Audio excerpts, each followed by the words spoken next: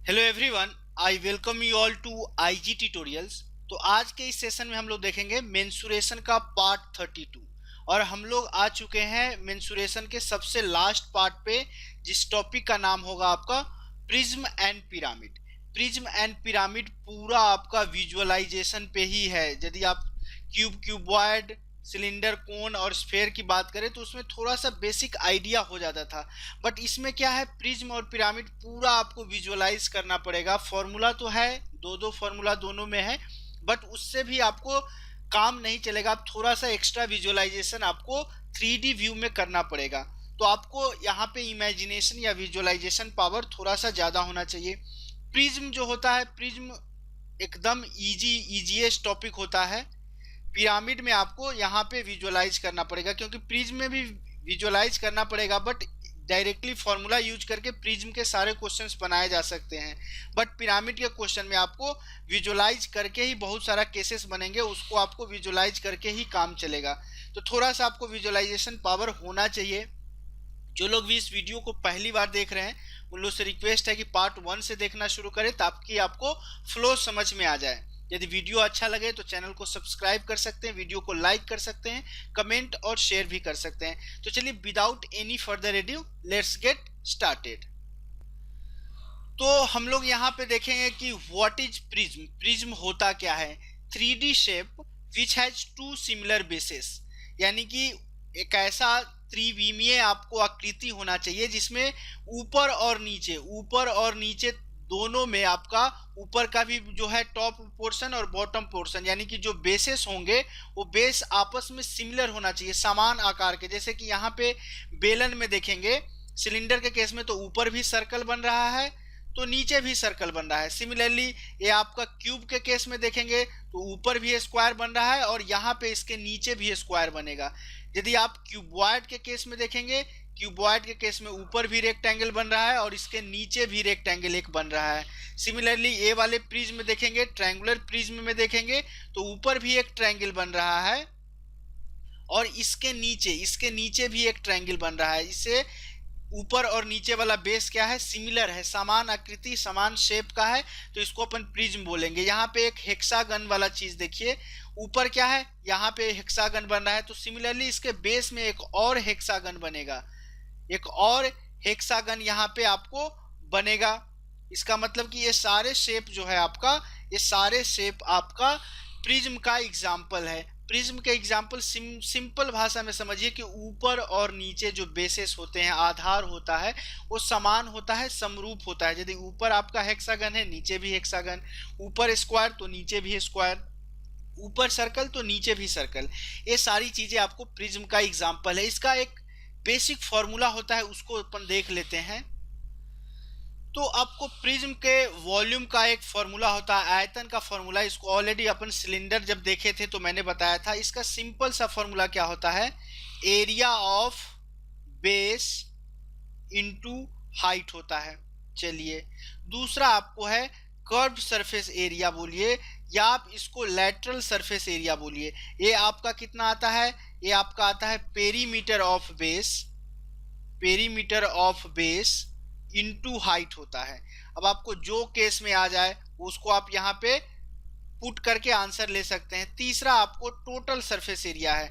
तो देखिए, curve surface area को उसके ऊपर भी एक यहाँ पे देखिए और नीचे भी सेम आकार का, यानी कि 2 गुना एरिया ऑफ बेस कर देंगे तो आपको क्या हो जाएगा, टोटल सरफेस एरिया निकल जाएगा। तो टोटल सरफेस एरिया क्या हो जाएगा, कर्व सरफेस एरिया में 2 गुना एरिया ऑफ बेस करेंगे तो आपको टोटल सरफेस एरिया निकल गया।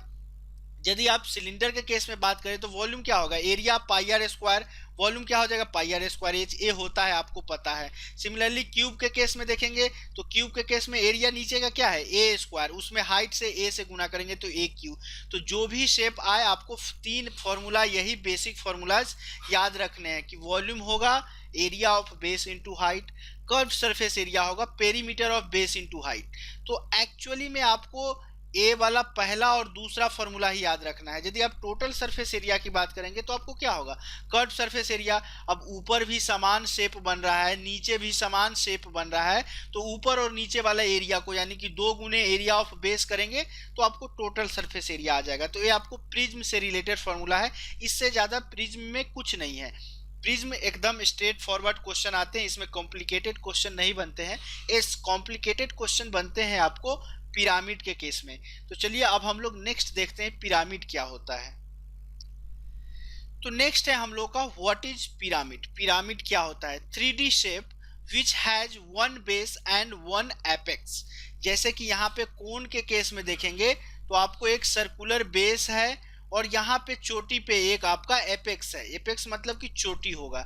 सिमिलरली यदि आपको एक स्क्वायर बेस वाला पिरामिड दिया गया हो तो ये आपका स्क्वायर है, यहाँ पे एक चोटी बन रहा है। सिमिलरली यदि आप यहाँ पे ऐसे देखेंगे कि एक ट्रायंगल वाला यदि पिरामिड आपको बन रहा है तो यहाँ पे एक चोटी बन रहा है। इसके भी 3 फॉर्मूला होते हैं, बट 3 फॉर्मूला में पहला फॉर्मूला जो आपका वॉल्यूम का होगा, वॉल्यूम का फॉर्मूला के लिए जब शंकु का फॉर्मूला मैं आपको बता रहा था वहां भी बताया था क्या, 1/3 into area of base, 1/3 into area of base into height होता है। ये आपका पिरामिड का फॉर्मूला। दूसरा जो होता है कर्व सरफेस एरिया का फॉर्मूला, वो आपको क्या होता है, 1/2 into perimeter of base into ये वाला चीज आपका स्लैंट हाइट हो जाता है। इसको मैंने आपको बताया था, ये हाइट नहीं रह के स्लैंट हाइट हो जाता है। अब आप यदि आपको टोटल सरफेस एरिया निकालना है तो टोटल सरफेस एरिया क्या हो जाएगा, कर्व सरफेस एरिया या लैटरल सरफेस एरिया में इस केस में क्या होता है, एक ही बेस बनता है, तो एक ही बेस होगा यानी कि एरिया ऑफ बेस हो जाएगा। प्रिज्म के केस में 2 बेस बन रहे थे तो 2 गुना एरिया ऑफ बेस होता था। ये चीज आपको समझ में आ गया। अब यहाँ पे एक नोट मैं थोड़ा सा देना क्या चाहूंगा, जो वॉल्यूम का केस है, वॉल्यूम वाला केस जो फॉर्मूला होगा वो आपका रेगुलर और इर्रेगुलर दोनों के केस में सेम फॉर्मूला रहता है। बट ये जो आपका सेकेंड नंबर वाला कर्व सरफेस एरिया का जो फॉर्मूला दिया गया है, ये केवल रेगुलर शेप में ही आपको क्या होगा, सेटिस्फाई करेगा। ये रेगुलर शेप का फॉर्मूला है कि half into perimeter of base into slant height. ये आपको रेगुलर शेप, यानी कि रेगुलर शेप कहने का मतलब इक्विलैटरल ट्रायंगल दे दे या स्क्वायर दे दे या रेगुलर हेक्सागन दे दे, ये सारी चीजों में आपको ये फॉर्मूला लगेगा। बट जैसे ही आपको ये केस कोई दे दे रेक्टेंगल का, तो आपको पता है कि रेक्टेंगल में क्या होता है, लेंथ और ब्रेड्थ अलग अलग होता है, ये रेगुलर शेप नहीं है। तो इस केस में आपको टोटल 2 स्लैंट हाइट आएंगे। इसमें कितने आएंगे, टोटल 2 स्लैंट हाइट आएंगे। तो अभी आप मान के चलिए कि सारे केसेस जो होंगे रेगुलर शेप वाला, यानी कि जिसके बेस का सारा साइड्स आपस में बराबर होगा, सारे भुजाएं आपस में बराबर होंगी, वैसे ही उस वाले केस में आप सारे के सारे में ये वाला फॉर्मूला लगाइए। जब बेस का सारा साइड बराबर नहीं होगा उसके लिए अपन नेक्स्ट सेशन में देखेंगे। बट आप इस फॉर्मूला का वॉल्यूम जो है, ये वाला फॉर्मूला आपको रेगुलर और इररेगुलर दोनों में सेम फॉर्मूला होगा, area of base into height by 3। But curve surface area के लिए फॉर्मूला जो है इररेगुलर शेप के लिए, यानी कि जिसके बेस का साइड बराबर नहीं है, उसके लिए अलग हो जाएगा। उसके लिए अपन कुछ क्वेश्चन देखेंगे, उसको देख लेंगे। बट अभी याद रखिए कि ये रेगुलर शेप का कर्व सरफेस एरिया होता है, half into perimeter of base into slant height होता है। ओके, ये चीज हो गया। चलिए नेक्स्ट पॉइंट देखते हैं। तो नेक्स्ट पॉइंट आपका क्या है, what is regular tetrahedron. Regular tetrahedron किसको बोलते हैं, a pyramid whose all 4 faces are equilateral triangle. जैसे कि यहाँ पे देखेंगे ए बी, ये यहाँ पे इस पॉइंट पे सी है, इस तरह से। तो एक पिरामिड है, इस पिरामिड का चारों साइड, पहला साइड ए है, दूसरा साइड ए है, तीसरा साइड ए है और चौथा साइड जो है आपको यहाँ पे आएगा, इसके पीछे आएगा। तो चारों साइड्स जो होंगे, चारों जो फेसेस बन रहे हैं, चारों फेसेस इक्विलैटरल ट्रायंगल होगा। यानी कि ए वाला साइड ए है, ए भी साइड ए, सारे साइड्स भी आपस में क्या होंगे, बराबर लेंथ के साइड्स हो जाएंगे।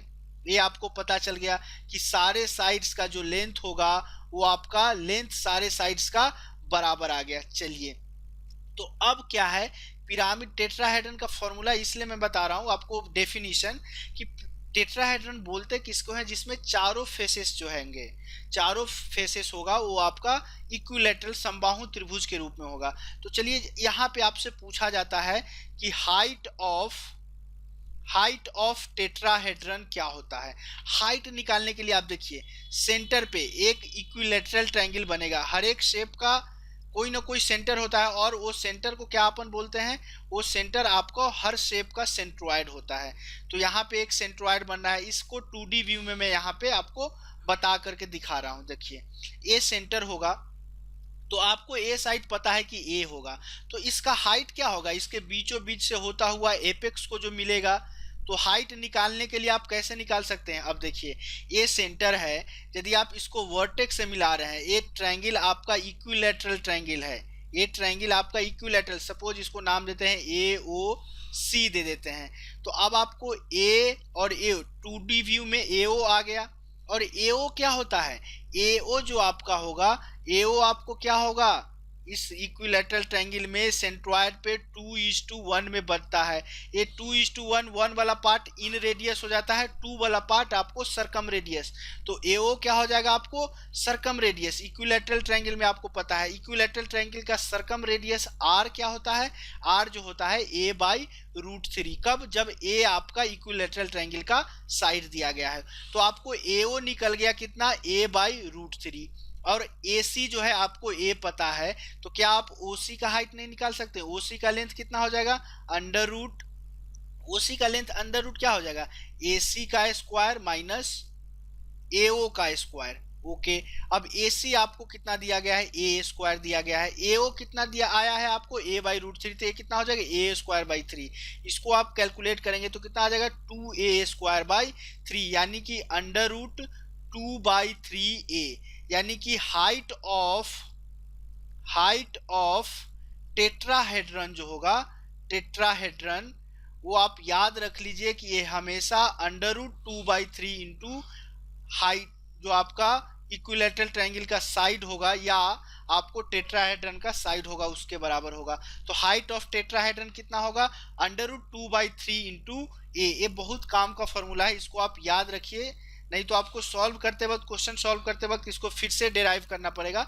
तो आप इसको ऐसे याद रखिए, √2/3 इंटू ए होता है। अब चलिए टेट्राहेड्रन का और भी प्रॉपर्टीज अपन देख लेते हैं। अब चलिए आपका हाइट ऑफ टेट्राहेड्रन निकल गया। नेक्स्ट आपको क्या है, यदि आपसे पूछा जाए कि कर्व सरफेस एरिया टेट्राहेड्रन का क्या होगा, तो आपको पता है कि कर्व सरफेस एरिया के लिए आपको स्लैंट हाइट की जरूरत पड़ती है, बट फॉर्चुनेटली यहाँ पे आपको स्लैंट हाइट बिना निकाले आप निकाल सकते हैं। कैसे, जैसे आप इस टेट्राहेड्रन को खोलेंगे, आपको इस तरह से 1 2 3 4 इक्विलैटरल ट्रायंगल्स बनेंगे। इसको यदि आप खोल दिए, सपोज एक बॉक्स है जो अंदर से खाली है, उसको खोलेंगे तो इस तरह से आपको बनेगा। तो कर्व सरफेस एरिया में कौन कौन रिस्पॉन्सिबल होगा, 1 2 और इसके पीछे एक तीसरा पार्ट है वो। तो कर्व सरफेस एरिया कितना हो जाएगा, 3 इक्विलैटरल ट्रायंगल का जो एरिया आएगा। अब आपको 3 इंटू एक इक्विलैटरल ट्रायंगल का एरिया क्या होता है, √3/4 गुने भुजा स्क्वायर। तो ये आपको 3√3/4 इंटू ए स्क्वायर आ जाएगा। सिमिलरली यदि इसमें आपको टोटल सरफेस एरिया, ये बहुत इजी हो जाता है क्योंकि 4 आपको क्या बनना है, इक्विलैटरल ट्रायंगल। तो चारों इक्विलैटरल ट्रायंगल का एरिया के सम करेंगे तो टोटल सरफेस एरिया आ जाएगा। क्यों, क्योंकि कर्व सरफेस एरिया प्लस जो आपको बेस में एरिया बन रहा है, तो टोटल 4 इक्विलैटरल ट्रायंगल बनेंगे। तो टोटल सरफेस एरिया क्या हो जाएगा, 4 इंटू √3/4 गुने भुजा स्क्वायर। ये आपको एक समबाहु त्रिभुज का क्षेत्रफल है, 4 से 4 कट गया, यानी कि √3a²। तो ये आपका कर्व सरफेस एरिया, ये आपका आया क्या, ये आपको आ गया टोटल सरफेस एरिया। यदि आपको इसका वॉल्यूम निकालना पड़े तो बहुत इजी हो गया। वॉल्यूम आप कैसे निकालेंगे, देखिए वॉल्यूम निकालने के लिए 1/3 इंटू एरिया ऑफ बेस √3/4 गुने भुजा स्क्वायर ए स्क्वायर इंटू आपको हाइट क्या आया, √2/3 इंटू ए। तो ये चीज आपको वॉल्यूम आ जाएगा। जब आपको डिजिट कोई दिया रहेगा, नंबर कोई दिया रहेगा इसके साइड का, तो आप आराम से निकाल सकते हैं। तो आई होप ये चीज भी आपको समझ में आ गया कि व्हाट इज रेगुलर टेट्राहेड्रन, इसका क्या क्या प्रॉपर्टीज होता है। चलिए एक और छोटा सा प्रॉपर्टी है उसको देख लेते हैं।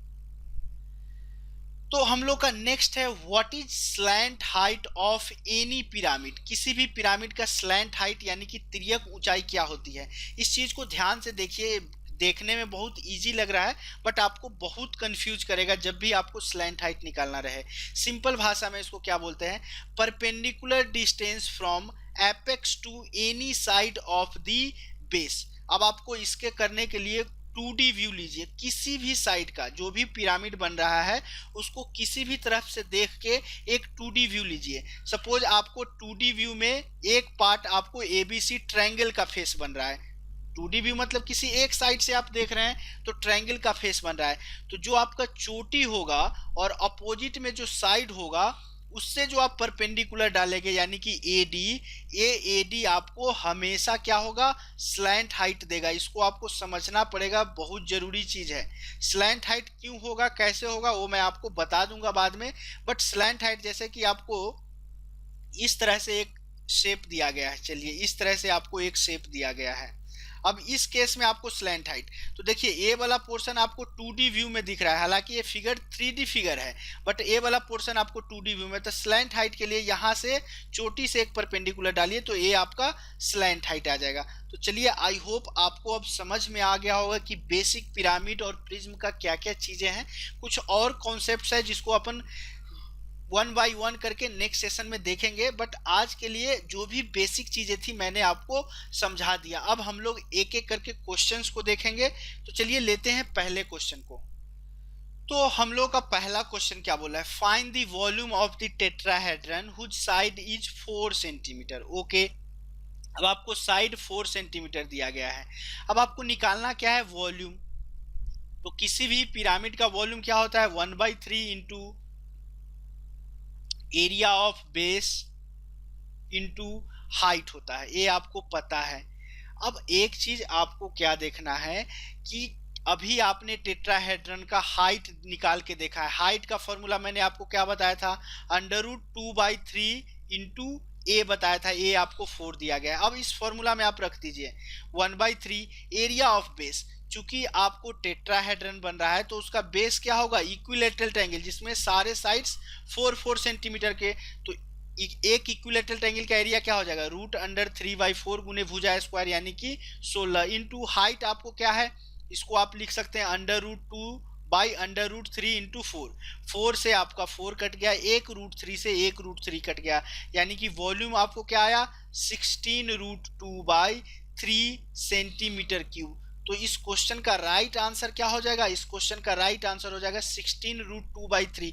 Option C will be our right answer. कुछ नहीं है, जस्ट विजुअलाइज करना है, फॉर्मूला पुट करना है। चलिए क्वेश्चन नंबर सेकंड को लेते हैं। क्वेश्चन नंबर सेकंड क्या बोला है, a prism has base as right triangle. एक प्रिज्म का जो बेस दिया गया है वो आपको समकोण त्रिभुज दिया गया है। चलिए, and adjacent side of right angle are 6 and 8 centimetre. चलिए, the height of the prism is 20 centimetre. अब आपको हाइट दिया गया है 20 सेंटीमीटर का।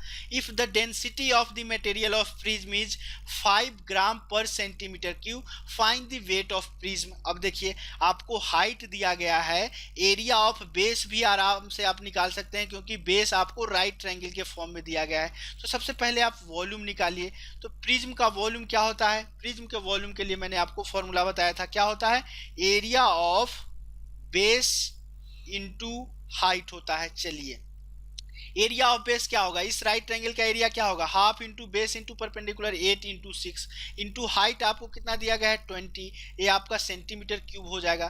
तो ये आपको कितना आ जाएगा, 2 से 8 को काटेंगे 4 टाइम, 6 चौका 24 दूना 48, 480 सेंटीमीटर क्यूब आ गया। अब आपको डेंसिटी दिया गया है क्या, 5 ग्राम पर सेंटीमीटर क्यूब। तो वेट निकालना है, तो आपको वेट क्या हो जाएगा, 1 सेंटीमीटर क्यूब का वेट 5 ग्राम दिया गया है। तो 480 सेंटीमीटर क्यूब का वेट कितना हो जाएगा, 4 इंटू 5 सेंटीमीटर क्यूब। इसको गुना करेंगे, 0 5 8 40, 5 चौका 20, 4 24, ये आपको कितना आ जाएगा, 1 ग्राम में दिया गया है तो ये आपको ग्राम आ गया, यानी कि 2400 ग्राम। अब आपको सारे ऑप्शंस किस में दिए गए हैं, केजी में। तो ग्राम को केजी में बदलेंगे तो बाई 1000 करना पड़ेगा, यानी कि 2.4 केजी इस क्वेश्चन का राइट आंसर होगा। So option D will be our right answer. Density दिया गया था तो ग्राम पर सेंटीमीटर क्यूब का वेट दिया गया है, यानी कि आपको ओवरऑल वॉल्यूम निकालना था। आपने वॉल्यूम निकाला और उसको डेंसिटी से गुना कर दिया। वैसे भी फॉर्मूला क्या होता है, आपको किसी भी पदार्थ के डेंसिटी का फॉर्मूला आपको क्या होता है, मास बाय वॉल्यूम होता है। यदि इसको हिंदी में बात करें तो घनत्व किसको बोलते हैं, घनत्व जो होता है वो आपको द्रव्यमान बटा आयतन होता है। यहां से भी आप इजीली निकाल सकते हैं ये वाला फॉर्मूला। वैसे दिया गया है पर सेंटीमीटर क्यूब का वेट इतना है, तो 480 सेंटीमीटर क्यूब का वेट कितना होगा, इजीली निकाल लिए। चलिए क्वेश्चन नंबर थर्ड को लेते हैं। क्वेश्चन नंबर थर्ड क्या दिया गया है, the base of A right pyramid is square हुच diagonal is 10√2। अब देखिए स्क्वायर का डायगोनल आपको 10√2 का दिया गया है। इसका मतलब स्क्वायर का साइड कितना हो जाएगा, 10 सेंटीमीटर का। तो चलिए ये 10 सेंटीमीटर का है। And the height is 12 centimetre. तो आपको हाइट दिया गया है कितने का, 12 सेंटीमीटर का। Find the lateral surface area of the pyramid. अब स्क्वायर दिया गया है, इसका मतलब कि रेगुलर शेप है। रेगुलर शेप है इसका मतलब कि लैटरल सरफेस एरिया का वो फॉर्मूला आप आराम से लगा सकते हैं। कर्व सरफेस एरिया बोलिए या लैटरल सरफेस एरिया, इसका फॉर्मूला क्या होता है, perimeter of base into slant height bye 2 होता है। चलिए अब यहाँ पे आपको हाइट दिया गया है, तो यहाँ पे कोई ना कोई मिड पॉइंट होगा। यहाँ पे मिड पॉइंट होगा, सेंटर होगा स्क्वायर का। तो यहाँ से एक 3D व्यू में एक हाइट दिया गया है जिसका लेंथ है आपको 12। अब देखिए आगे आपको क्या है, जो आपका स्लैंट हाइट आएगा वो कुछ इस तरह से स्लैंट हाइट आएगा, इस तरह से स्लैंट हाइट आएगा।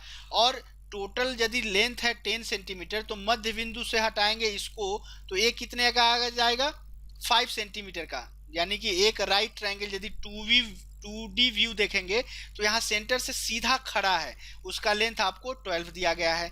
यहाँ सेंटर से यदि आप बेस को मिला रहे हैं तो वो 5 दिया गया है। तो ये स्लैंट हाइट कितना आ जाएगा, 13 आ जाएगा। यहाँ पे आपको विजुअलाइज करना ही पड़ेगा कि क्यों 13 आया है इसका स्लैंट हाइट। ओके, तो कर्व सरफेस एरिया या लैटरल सरफेस एरिया कितना आ जाएगा, पेरीमीटर ऑफ बेस 10 यदि आपको साइड दिया गया है तो पेरीमीटर आपको कितना आ जाएगा, 40 आ जाएगा।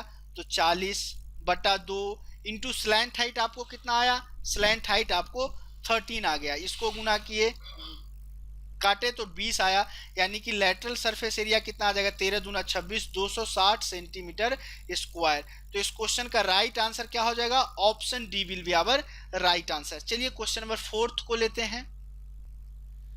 क्वेश्चन नंबर फोर्थ क्या बोल रहा है आपको, find the total surface area of a regular triangular pyramid. Triangular pyramid कहने का मतलब कि रेगुलर ट्रायंगुलर पिरामिड यानी कि सारे साइड्स बराबर है, तो ये आपको जो पिरामिड बनेगा वो क्या बन जाएगा, टेट्राहेड्रन का बनेगा। Okay, whose side is 2 centimetre. Total surface area निकालना है। टोटल सरफेस एरिया आपको पता है कि जब आप टेट्राहेड्रन को पूरा तरह खोले थे तो क्या आया था, टोटल 4 आपको इक्विलैटरल ट्रायंगल्स बने थे। तो टोटल सरफेस एरिया क्या हो जाएगा, 4 into area of 1 equilateral triangle, area of equilateral triangle. अब देखिए 4 into area of equilateral triangle क्या होता है, √3/4 गुने भुजा, एक साइड आपको 2 दिया गया है तो 4 हो जाएगा, 4 से 4 कट गया। आपको टोटल सरफेस एरिया कितना आया, 4√3 सेंटीमीटर स्क्वायर। तो इस क्वेश्चन का right answer option C will be our right answer.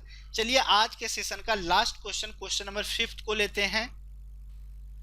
Question number 5 क्या बोला है, the base of A right prism is equilateral triangle. अब देखिए ABC इक्विलैटरल ट्रायंगल, बेस पे अभी ध्यान दे रहे हैं। If the lateral surface area and volume is 120 and 40√3 centimetre cube okay respectively, then the height of prism is what. अब देखिए आपको लैटरल सरफेस एरिया दिया गया है कितना, 120।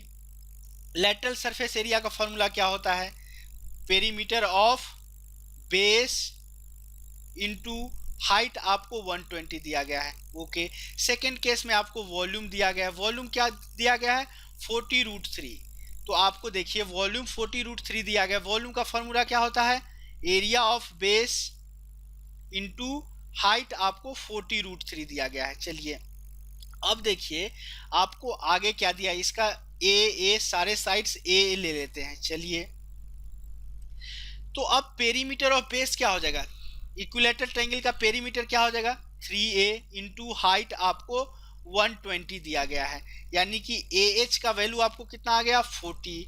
अब यहाँ पे वॉल्यूम वाले केस में एरिया ऑफ बेस क्या हो जाएगा, √3/4 गुने भुजा स्क्वायर, यानी कि ए स्क्वायर इंटू एच आपको कितना दिया गया है, 40√3। √3 कट गया आपको। ए स्क्वायर को आप ए गुना ए एच लिख सकते हैं, ए स्क्वायर एच को ए गुना ए एच लिखेंगे, ये आपको कितना आ जाएगा, 40 इंटू 4 आ गया। अब ए एच का वैल्यू इक्वेशन 1 से ए एच का वैल्यू रखेंगे तो A into 40 is equal to 40 into 4 आ गया। 40 कैंसिल आउट, जो यानी कि जो साइड आया वो आपको कितना आ गया, 4 सेंटीमीटर का आ गया। चलिए, आपसे पूछा क्या गया है, then the height of prism. अब देखिए ए एच का वैल्यू 40 है, ए एच का वैल्यू आपको 40 दिया गया है, ए 4 है तो 4 इंटू एच 40, एच का वैल्यू कितना आ जाएगा, 10 सेंटीमीटर। तो इस क्वेश्चन का right answer option D will be our right answer. तो आई होप आपको बेसिक चीजें समझ में आ गया होगा प्रिज्म एंड पिरामिड का, और 3-4 सेशंस और लेंगे, डिफरेंट टाइप्स के क्वेश्चंस को भी देखेंगे। आज के सेशन को अपन यहीं क्लोज करते हैं। तो यदि आपको मेरे वीडियोज आपके एग्जाम पॉइंट ऑफ व्यू से आपके लिए हेल्पफुल है, आप चाहते हैं मेरे साथ जुड़े रहें, तो आप मेरे चैनल को सब्सक्राइब कर सकते हैं। यदि आपको मेरा हार्डवर्क अच्छा लग रहा हो, वीडियोज अच्छे लग रहे हैं, तो लाइक जरूर कर दीजिएगा। कुछ फीडबैक हो या कोई क्वेश्चन का सॉल्यूशन समझ में नहीं आया हो, आप हमसे कमेंट के थ्रू कमेंट करके पूछ सकते हैं। वैसे आप लोग के लिए मैंने एक फेसबुक ग्रुप बनाया है जिसका नाम है target SSC CGL 2017 by IGT. आपके जितने भी डाउट्स हो आप वहां आकर के पूछ सकते हैं, जिस भी टॉपिक जिस भी सब्जेक्ट का। वैसे आप लोग की सुविधा के लिए मैं उस ग्रुप का लिंक वीडियो के नीचे डिस्क्रिप्शन बॉक्स में प्रोवाइड करा दूंगा, जहां से आप क्लिक करके इजीली ग्रुप को ज्वाइन कर सकते हैं। वीडियो अच्छा लगे तो जरूर आप अपने नीडी जो भी दोस्त हैं उन लोगों के बीच शेयर कीजिए, व्हाट्सएप के थ्रू, फेसबुक के थ्रू, या आप वर्बली बोल करके भी शेयर कर सकते हैं। तो चलिए आज के सेशन को अपन यहीं क्लोज करते हैं। तब तक के लिए कीप प्रैक्टिसिंग, प्रैक्टिस करते रहिए, स्वस्थ रहिए, व्यस्त रहिए और मस्त रहिए। Thanks for watching this video. Bye bye.